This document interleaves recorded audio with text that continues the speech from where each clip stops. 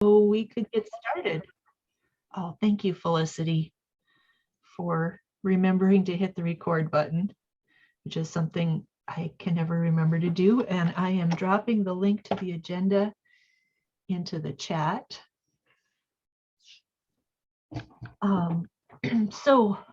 Thanks for joining us for our April monthly meeting. Today we're going to recap our April 11th discussion for anyone that wasn't able to join us. And we've got, I think I've managed to summarize what we discussed and kind of come to some action items and key points. And then we've got some just updates as well. So let's start with our introductions. It's a small enough group that I think we can do full introductions. Name, location, and affiliation, and how you're responding to all the snow that's out there. Let's start with Felicity. My name is Felicity Merritt. I'm located in Fargo, North Dakota, and I work remotely for farms as the program manager. And our snow is not nearly as bad as a lot of other places. So I'm just waiting it out and hoping that we don't have any more snow on the forecast, but we do have quite a bit of rain. So I'll just hope it stays that way and try and appreciate the moisture. And Ellen. Hi, everybody. I'm Ellen Knudsen-Duffy. I'm located in Bismarck. My organization, my business is called River Road Gardens, and I also work for a solar company called Light Spring out of Bismarck. And I went and played in the snow with my 4-year-old niece. We built some tunnels. I actually went through the tunnel and didn't get stuck. So that's what I did. And a lot of snow blowing and shoveling, of course. Absolutely. Claire. Hi, Claire Lostuder, Bismarck Local Foods Coordinator, and NDLFDA Secretary, Farms Board Member, all the things. I have Folly Hill Farm and Black Bison Organics with my husband, Derek. And we, thankfully survived the snow with not too much negative impacts. And I was just really happy when the sun started shining again. And we were able to get outside and play with our kid too. Lucas. Good afternoon. I'm Lucas Brendel outside of Bismarck and Lincoln with Apple Creek Acres, my farm, growing mixed produce. Snow wise, yes, dug out, just watching it slowly melt away. I can actually look outside without my sunglasses because it was so bright the other day or yesterday. So that's about where I'm at. Craig. Hi, Craig Burns. Vice Chair of the NDLFDA board and social work professor at the University of North Dakota, and involved in some community garden stuff in our area. Oh, and on the board of Wanawota Food Pantry out of Devil's Lake. Have you played in the snow? Did we put? Yes. My son decided he needed a target for target practice yesterday, so I was his target for snowballs. Yeah. Oh, Jill. Good afternoon. I'm Jill Hawkinson. I'm Community Development Specialist with USDA Rural Development, and I also serve a collateral duty as the Beginning Farmer Rancher Coordinator for 4 USDA agencies in the state, and I am out of Devil's Lake. And we got about 12 inches around where I live in Nelson County. And the way I responded to that was I just started more plants inside. So I'm hoping that my garden will eventually get to go outside, but I have quite a few of them that I normally am just like, oh, I'll wait till I get them in the ground outside. But I thought there's a few other things I probably should start inside because they're not going to have time to get growing if I wait till they go outside. Ah, Shelby, would you introduce yourself? Hello, my name is Shelby Hazel. I am the communications coordinator for farms. I'm usually in the Minot area, but I actually have not been around Minot for the past month, so I kind of missed the big storm. We didn't get much in Grand Forks, which is where I was. So we had one snow day and kind of just carried on with normal life. So yeah. Yeah. Christine. Hi, you guys. I'm Christine. I'm with the Department of Agriculture. Let's see here. I tried to stay away from the snow because I am so sick of winter. So I haven't done much outside. I do walk to work though, so that's been kind of a fun adventure every day, trying to figure out how to navigate getting through like the 18 inches of snow and the 45-inch piles outside of the Capitol. So that's about it for me. And Karen. Good afternoon, everyone. This is Karen Ahrens, board member for NDL-FDA, nutrition and food person based in Bismarck. I've been doing some things in the snow with my dog, digging dog channels for her to get outside. And also now we try to find clear sidewalks to walk on because it is, like Christine said, pretty dangerous. The sidewalks are often not clear. And so you end up walking in the street or on tall piles, which is dangerous. So. And you're not walking on the end of the lanes, you're walking in the middle of the road because there is no end lanes on the outside. Yes. Well, thanks everybody, and I'm glad we're finding ways to deal with the snow with adaptations and good humor and making the best of it. So most of you were there on a week ago Monday for our strategic planning session, and I started by sharing a short history of NDL-FDA. And like Jody reminded us, it's important to celebrate what we have accomplished. I'm not going to take the time to go through the entire history right now. There is a link in the agenda so that you can take some time to read it on your own. I am going to just share one or two of the slides that I shared. We started with the quote that Bill Davis used when he launched our first meeting way back in October of 2017. And it's by Daniel Burnham, who was an urban planner for Chicago and created some innovations in transportation, namely the interstate system or the roadways.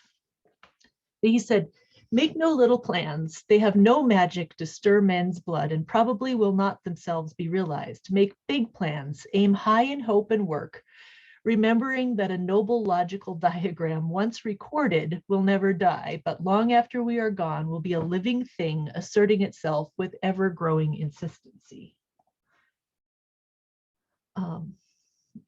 And you have access to those slides.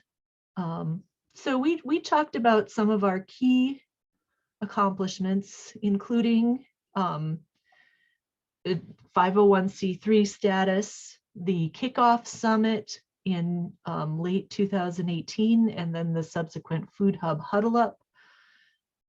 We talked about the accomplishment of getting our second Consensus Council grant and an AmeriCorps position and hiring Felicity, which allowed us to really spring forward as an organization, creating greater channels for communication, setting up our website with our member resource page, and improving our social media. And then our third, bringing us to where we are today with our, we still have some funds from our third Consensus Council grant. We have an AmeriCorps position. but we haven't found someone to fill it yet. We applied last summer for funds from the RFSP grant and were unsuccessful. And we talked a little bit about, the feedback on that grant and why that was. So what I wanted to talk about today was the summary of our conversation on the 11th. As well as, so I did set up a mini survey before that meeting, and we've had 12 responses, and I had to paste them into a Google Doc so that you could access them just because of the way Google Forms works. But the survey responses were pretty well aligned with our conversation on the 11th.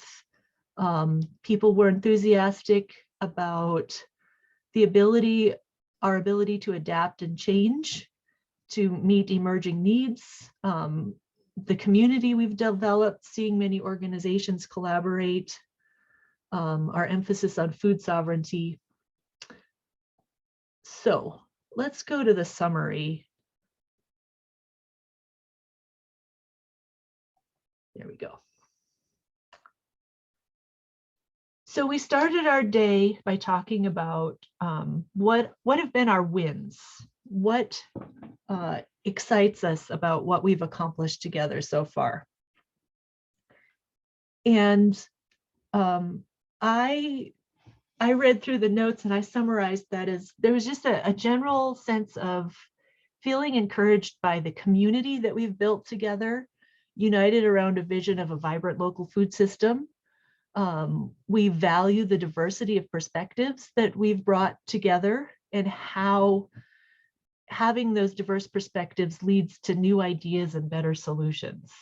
Hearing other people's perspectives adds to our own.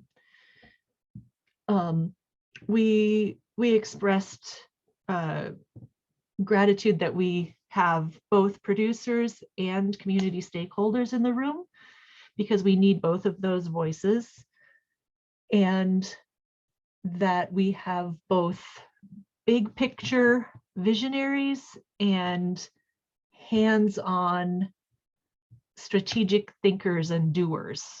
We need all of those perspectives. Some key assets that we identified, our 501c3 designation. It gives us credibility and it opens the door for funding opportunities. Our website provides ease of communication, and it gives us a platform to tell the public about who we are and what we do. And our monthly meetings, somebody said every single meeting they come away with new ideas, and it provides a place to meet new people and discover new regional initiatives, form new partnerships. We talked about, I think we found that our greatest strength is our ability to quickly identify emerging needs and mobilize our membership for an immediate effective response. So we were thinking about last fall when we learned that local schools had lost a distributor for foods for their school lunch programs, and we quickly pulled together our membership for a series of meetings about, how could we help? How could we connect farmers to schools? And that has continued and become a revitalized farm to school effort in North Dakota, bringing together the work Claire's been doing, the work that Department of Agriculture has been doing, Department of Public Instruction. All of us working together have made an impact. So some of the key takeaways that I found, we value the monthly meetings in the community we've built, and I got the sense that we want to work to ensure that those continue so that we can continue building this community. We talked about maybe instead of building 6 set working groups that meet ongoing, maybe we just form ad hoc committees that come together for a set period around a specific problem or issue, and then can disband when they're done doing their work. There seemed to be more desire to do something like that. I think there's a lot of meeting burnout. All of us are engaged in many different community initiatives and attend a lot of meetings. I also came away with the sense that members really do want to help and contribute to the organization, but it's not always clear how they can plug in. So we can identify small, well-defined tasks and recruit volunteers from the memberships to sign up for the tasks. And this could help us both sustain the organization and give everyone a deeper sense of ownership. And so we'll revisit that later, because I did sit down and come up with a list of volunteer opportunities that are bite-sized. We want to keep moving forward and have some long-term stability, but that's going to require paid staffing and funding. So we talked about wanting 2 paid staff and 5 years worth of funding or stability. I think those are, long-term, big picture dreams. How do we get to there? But the sense is that we value this community. How do we keep it going? We want to produce tangible things that move local food systems forward. So there was one point where we kind of got off on a tangent about the need for grant writing support for farmers and local initiatives. And how could we as an organization either build the capacity of our member organizations to produce something like that, or create something like that ourselves? How can we, create some tangible results as well? Another suggestion, which actually came from the survey, was mapping our organizations and creating like a roadmap for somebody who wants to get involved or start a food hub or do something with local foods. Which organization provides what resources? Where should you start if you want to do this sort of thing versus this other sort of thing? And how do you navigate what's out there? What resources do we each provide? And how does someone navigate all those different things? So I just wanted to summarize those things, and you can go through the notes if you like. So I drilled down to some specific problems and goals.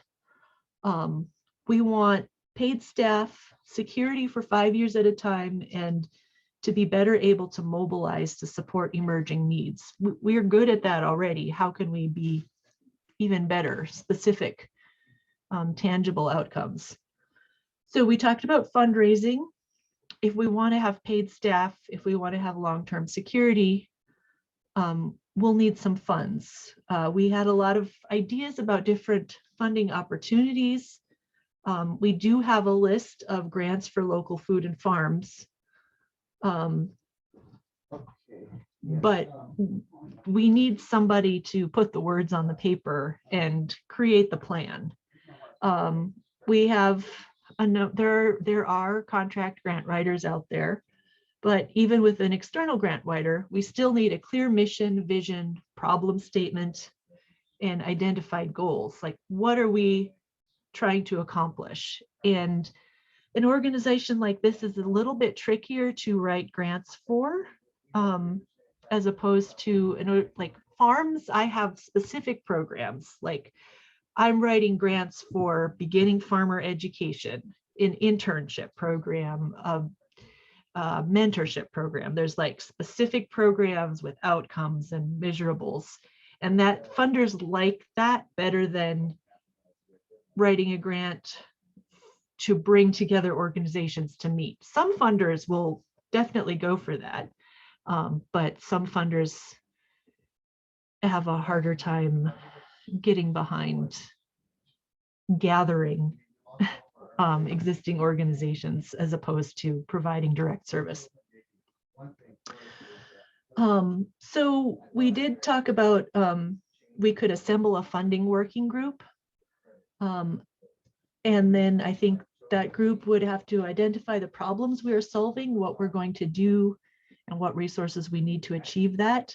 I think if we created some messaging and talking points, like what problems we're trying to solve, we've got a good start. That timeline would be, if a contract grant writer came in, they could take that timeline and that would help them write some of the background statements of the grant, who we are, what we do. And there is a regional food systems partnership grant. That's the one we applied for last year. It's due this year on May 16th. They moved the deadline much earlier. So that could be something a funding working group could start chewing on if they assembled quickly. In order to win grants and rally people to our cause, we also need a clear mission and vision. We do have a mission statement, but we talked about how it could be made a little more clear. What is the problem that NDLFDA solves? How is in North Dakota better because NDLFDA exists? What is NDLFDA and what do we do? Those are all things we'd have to answer for any funder. So we agreed to convene a 1-hour planning meeting to come up with a mission and vision. And Ellen has graciously volunteered to send out a doodle poll and pull that meeting together. Jody provided resources on creating an elevator pitch and mission and mission statement writing. So I've got those in the Google Drive and I'm happy to share those. Jody also mentioned resources for ripple effect mapping, which is something that she knows how to lead a group through. So that may be a tool that could help us state our case more clearly, communicate what we do and the effects. So that was sort of one of those back burner items to keep in mind. We talked about our AmeriCorps position. We've not had any viable applicants so far, but also Lori pointed out that she read through the position and found it a bit broad and overwhelming, like she felt like she wouldn't qualify. So we agreed that perhaps the position could be revised, and also it's currently a VISTA position, which is full-time. And if it were revised to an AmeriCorps state position at 300 hours to be completed before September 15th, that would be more doable, say for somebody who has another job. So that one I have made some progress on. I talked to Souris Basin Planning Council and we can change it to a 300-hour AmeriCorps state position.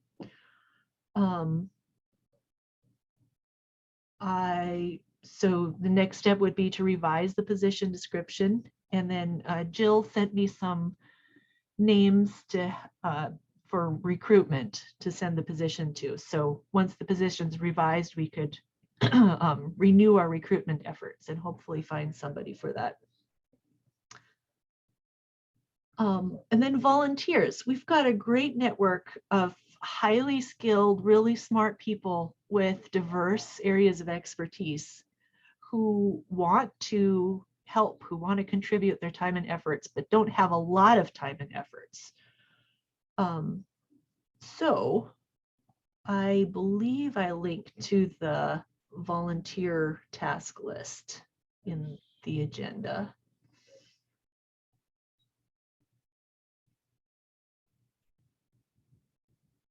I just need a minute to find it myself. There we go.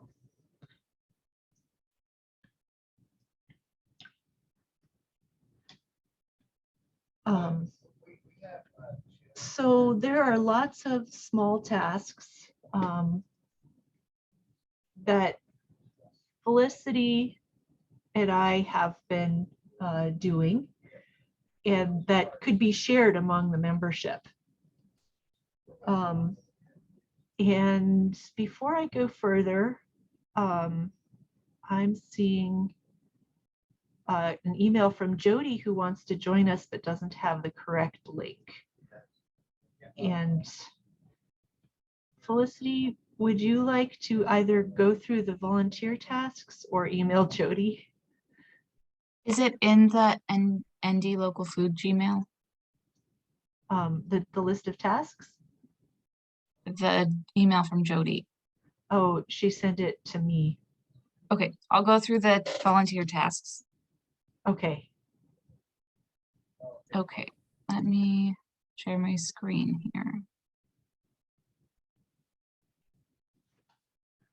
Okay.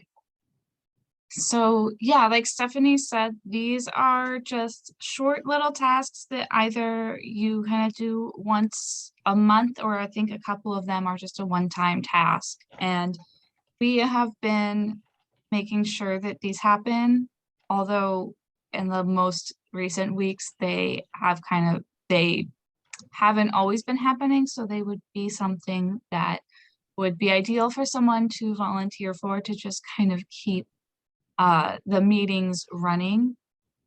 So the first one is to take notes at the monthly meetings in a shared Google Doc, which Claire has been doing, and then post meeting notes to the member updates page, which I see. Claire, did you also volunteer for? I just Okay. signed up. All right.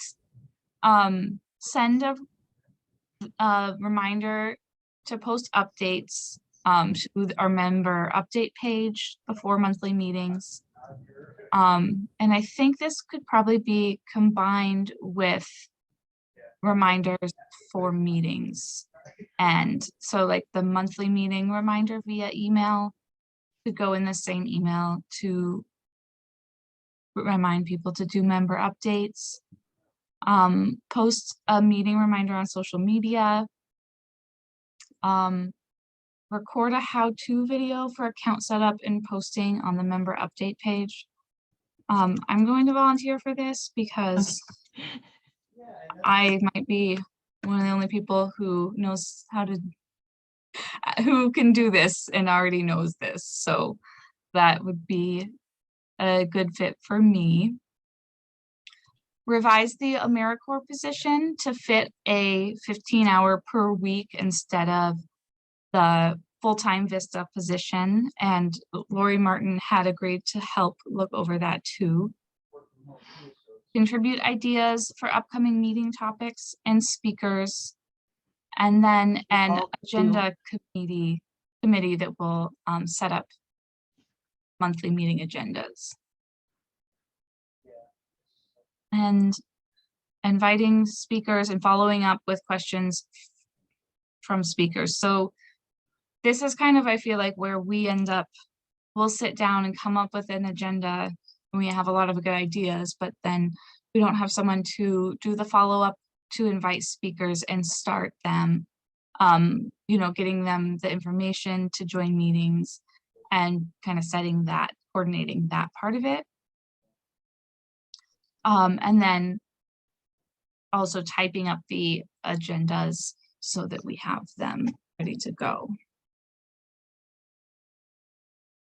So I don't know if there might be some more down at the bottom. Oh, okay.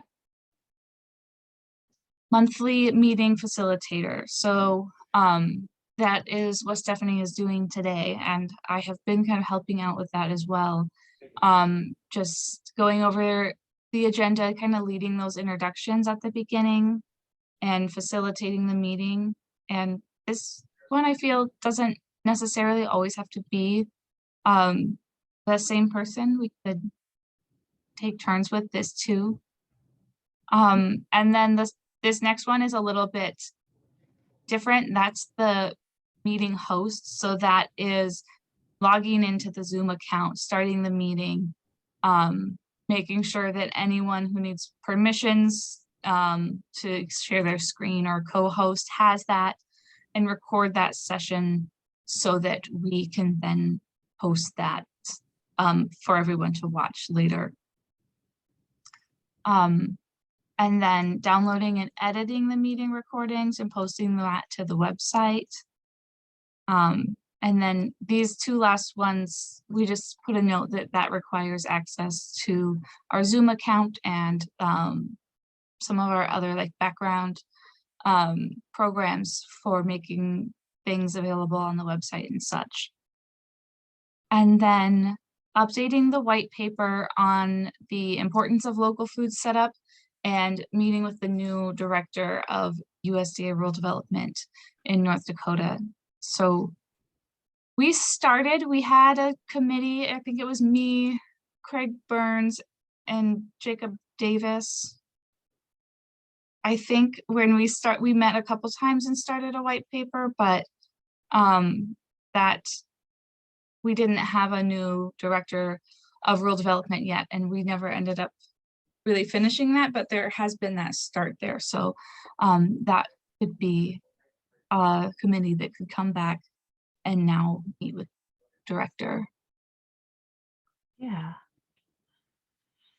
So And there's probably other things too. That was just the first things I thought of. I think there are roles for everybody. We've got diverse skill sets and talents, and I'm so excited to see people populating their names in the volunteer column. So I think there's something for everyone here. Thanks you guys for putting this together. So, and thank you for your email, Lucas. I never did get a chance to respond, but Oh, it's okay. obviously I took it to heart. Thank you. I don't know if maybe we want to start from the top and go through them again, or wait and see who is interested in signing up. I don't know how you wanted to tackle it, Stephanie. I think we can give people opportunities to sign up on their own time and follow up with those who signed up to see if they have questions or need any tools or resources. I think even with the membership sharing tasks, we still have a role for an AmeriCorps coordinator, and I think the AmeriCorps member could serve more as a volunteer coordinator and just coordinate the completion of all these different volunteer tasks and ensure that things happen and run smoothly. There'll probably always be a few tasks that maybe no one signs up for. Another thing on there could be the formation of that funding committee. And I don't know if we want to spend time today forming that committee, but we could certainly do that via email as well. And and the last thing was also social media. I did ask Souris Basin Planning Council if Shelby, who is Farms Communication Coordinator and manages Farms social media, if it would be okay if she did some social media support for NDL-FDA. Erin said yes, but she needs to confirm with her supervisor, Brizelda, that is in fact okay. So we may be able to have Shelby do at least 1 or 2 posts a week, which would double, more than double what we're currently doing. So And that just makes a lot of sense because Shelby works with me and Felicity, and we can easily give her access to all the tools and things. Any other questions?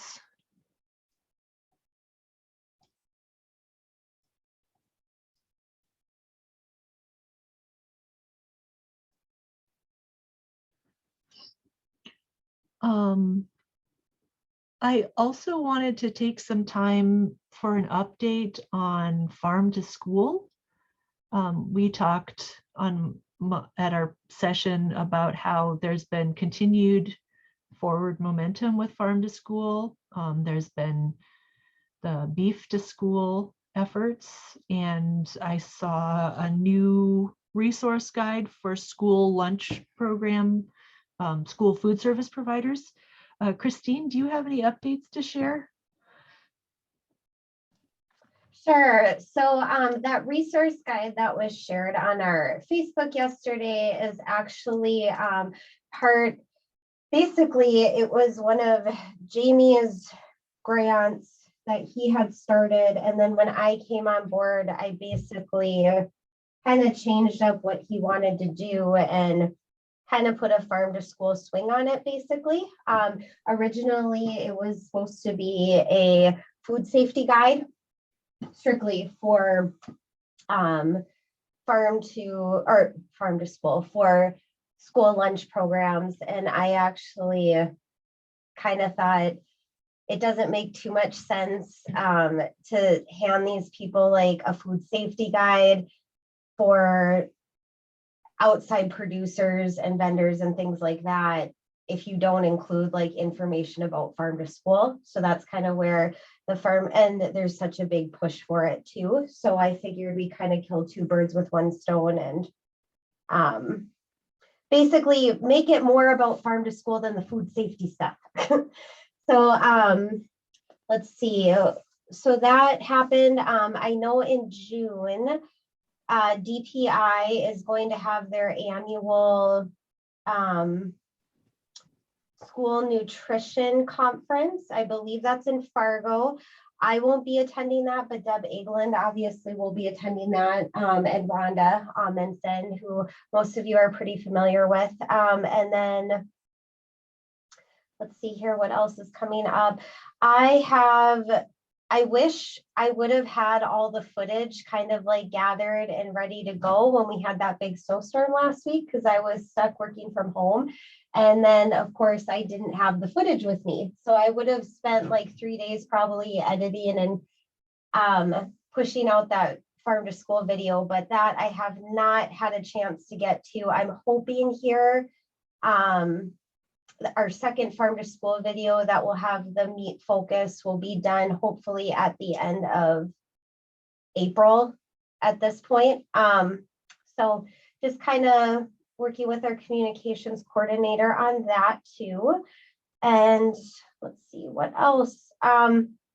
Claire and I were looking to organize a third farm to school video that would be education focused. And we were going to work with Mary Podal to have like an on-site farm visit, kind of be the center of that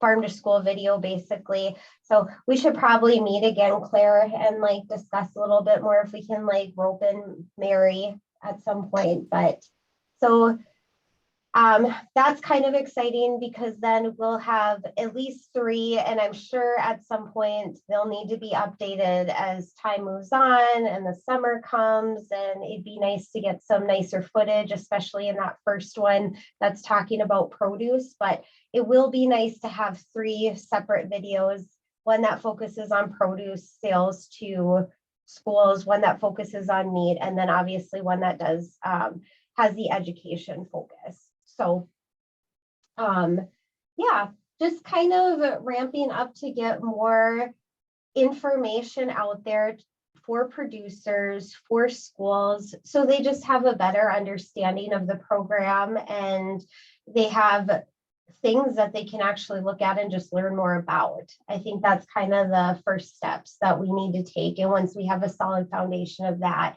then hopefully we can recruit more schools and producers to get involved. But that's kind of where I think we need to start, is building those resources for them to revert back to and learn more about the program. The education parts is key. So I'm kind of rambling now. I think that's pretty much it for now that I can think of. So I'll keep you guys posted as more stuff comes up, but as of right now, that's kind of where we're at. And did Department of Ag apply for the farm to school grant for a farm to school coordinator? Yes, okay. That's the other big thing that I'm missing. I'm glad you brought that up. We did, and we should hear in June whether we got that or not. And that will be, we did do it as a part-time position. So unfortunately, and that kind of came from the top, they weren't willing to make it a full-time position at this point, because then they'd be required to like pay that person benefits and all of that stuff. And they were just not quite ready to make it completely full-time. So it will be a part-time position through that grant period if we get that grant, but we won't hear until June at some point. So, but that will be very, very exciting, because that person will be able to do a lot more of that on the groundwork and hopefully do more recruiting with producers and work more one-on-one with organizations, and work a little bit closer with like DPI, because I do talk to them on a regular basis about farm to school stuff, but they have so much going on upstairs that they could also use assistance with. So we're kind of hoping that that position will be able to help both offices out. So like I said, the RFP is open for the Regional Food Systems Partnership Grant that we applied for last year and unfortunately didn't get. But this year they do have a farm to institution track that you can apply under. And I just spent a little bit of time looking at the RFP. So that could be an opportunity if there were specific farm to institution things that we wanted, that member organizations of NDLFDA wanted to pursue funding for. And I think they do emphasize that you should be working with like a state Department of Agriculture or a government entity. Yeah, that would be good, Stephanie, if you did move forward with that one. I don't know. I don't think that's one that the state can apply for. I think that, right? That's more just for. You could be a partner. Mm-hmm. It would help if you were an invested partner. So I think you could get some of the funds as a partner. Okay. I know right now, we just had a meeting this morning and we have, oh man, what do we have open right now? We have 10 grants that I'm either in charge of or working on open right now. Mm-hmm. So I don't believe that we would necessarily apply for it at this point, just because we're so strapped with what we already have existing going on. But yeah. If NDLFDA was applying. Mm-hmm. Yep, and we'd be happy to like definitely assist. Okay. But do you have an idea of what you'd propose? That's what I'm bringing up to the group to see what the ideas are. I think part of our downfall last year was we were approaching it saying, well, we want to fund an executive director and this like strategic planning process. And I looked at some of the successful applications. Well, some of them were like almost identical to what we were applying for. It was like, well, why did they get funded and we didn't? But some of them were more like specific, like creating a specific collaboration between these local food entities and UC Davis's food service program to get more locally grown food in the college's cafeteria. So so some of those tangible, if we had more of a directed project rather than just, you know, fund our coordinator so that we can keep meeting. What are we meeting about? What are we meeting in order to accomplish? I think those are the things they want to fund. I think it might be useful, and I'm really glad that we can have the space to hold these conversations, but maybe Claire, for example, what are some of the gaps that you find locally as a farm to school coordinator? Christine, what are some of the gaps that you are seeing that you're not able to do and you wish there was someone to do them? I think if we could combine and assemble those gaps and things that you wish could be done but weren't being done, and try to fill those gaps with some funding and resources, it could be a helpful way to move forward on a grant application like this. Absolutely. And Stephanie, was this the specific thing we were talking about via email the other day that you had asked me to send out a meeting invite for? Yeah. And I was originally approaching it from like, oh, the RFSP grant is open. We need to apply for this again. But the more I'm looking at it, RFSP isn't the only grant. Like, so I think it would still be good to reconvene our farm to school group that went through the training, and anybody else that wants to join. But maybe we could take the approach of what Karen said. What are the gaps? And then, okay, if they fit neatly into an RFSP grant application and we feel like we have the bandwidth to write that by May 16th, we could go for that. But there's also other funders with longer timelines, you know. Okay.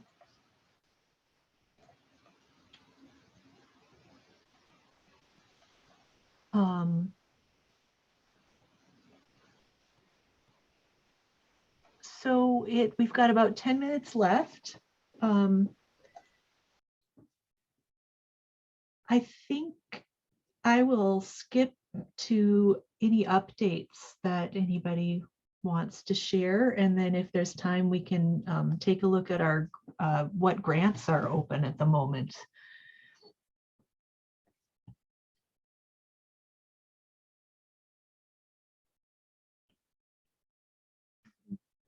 Jill, is there anything new at Rural Development? Yeah, I was going to share, and I didn't know if I should share it under updates or under grants, but I'll go with both combined into one. Our value-added producer grants are still open right now. They close in grants.gov on April 25th, or if you want to do a paper copy, it's extended to May 2nd. It just has to be postmarked by the 2nd. And those, for those who aren't familiar with them, they are intended for any agricultural producer who's adding value to their product. They can be used for processing type costs and things like that that you might be associated with processing or marketing. So there's opportunities available there. If people are interested in it, I can throw the link in the chat box. And that's pretty much the main one here. I mean, we have had some specialty ones, and I'm not sure if there's anybody on here right now, but our meat and poultry processing, of course, that one expansion project was on there. That was a little larger scale for butcher people who are butchering their own meat or looking to get into meat processing. So we've had some specialty things like that come in. Local foods is a real priority for the administration, and so they're moving ahead. And I anticipate there'll probably be some new funding opportunities again, maybe yet this fiscal year. So I will try to keep that updated and make sure I start posting them and do a better job of getting them onto the site ahead of time onto our updates. I can also volunteer that I have written the value added producer grant for my bakery business in the past. And if anybody is pursuing that grant, I'm happy to provide any insight that I can. It's not an easy grant to write. I'll just leave it at that. Thank you, Stephanie.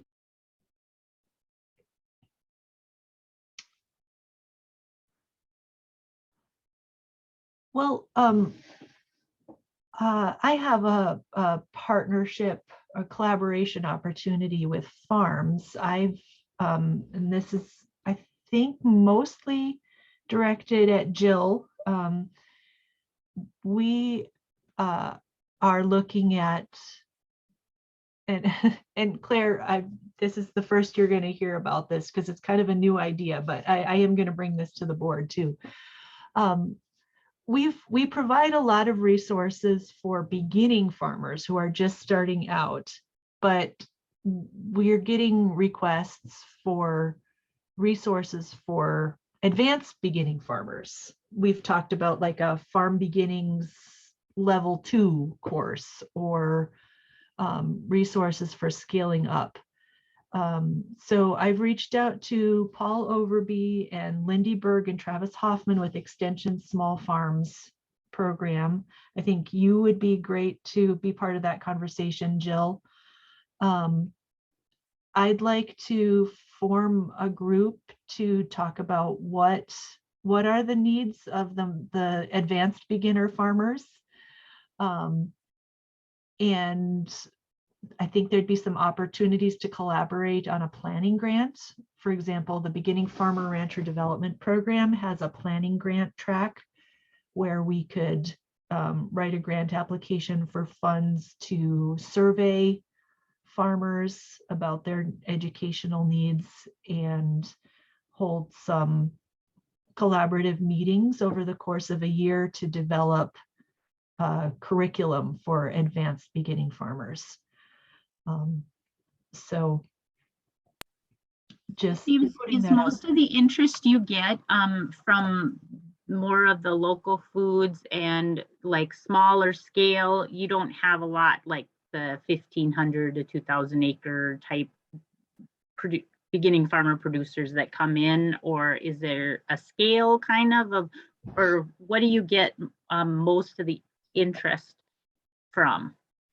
We mostly serve small scale local food producers like vegetable growers, small livestock, eggs, value added.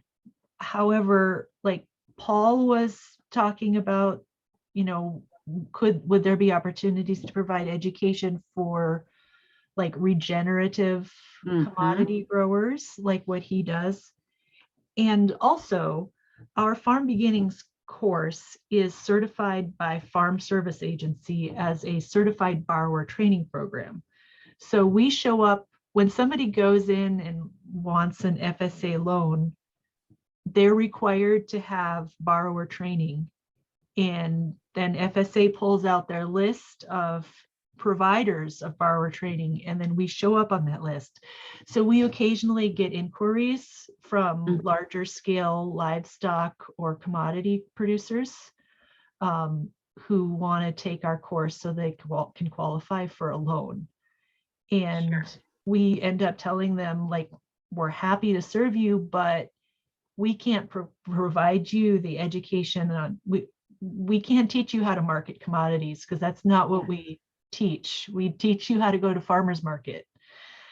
So and that is a very special area. The reason I ask is because that is a huge range of skill sets that would have to be provided if you're looking at, because I know that's a requirement for FSA and kind of a tall order, and you don't want to skip out on one part of it to try to accommodate because you're trying to do training to assist our USDA agencies, it's kind of trying to fit a square peg in a round hole in some instances. So yeah, to focus in, and I mean, I don't know if there's a way of adding a, session here or there for, people to be able to kind of filter in. I know you've offered that, and maybe, one night is geared toward this, and, it's going to very briefly touch on it, but give them other resources to kind of pathways to direct.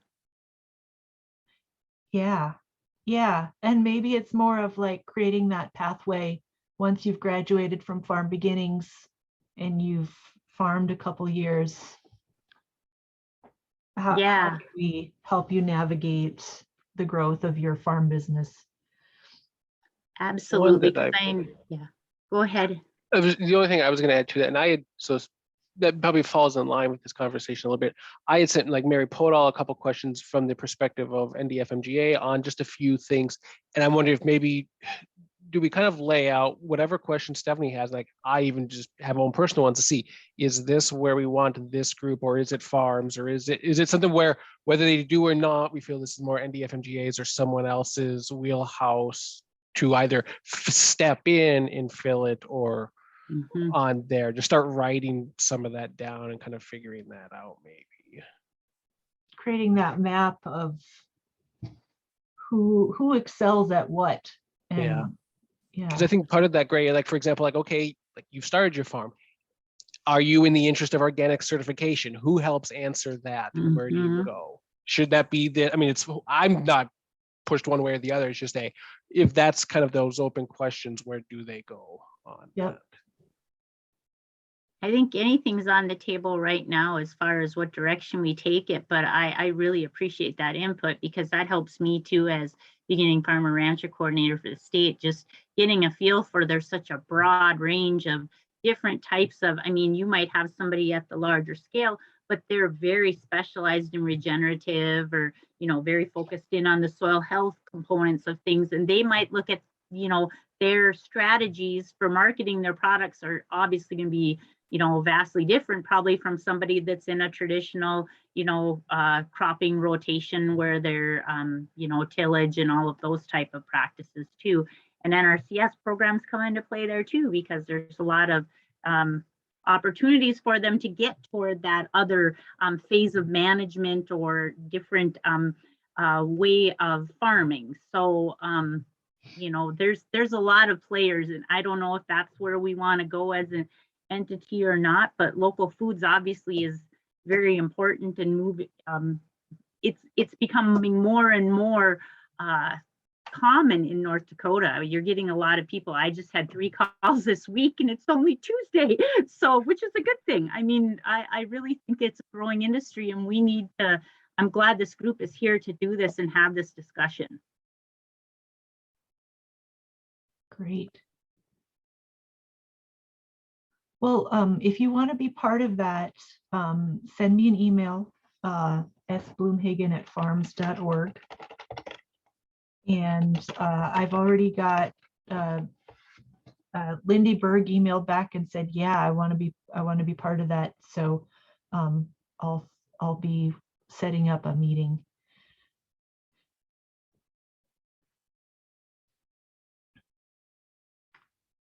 Okay. Any other last updates or comments?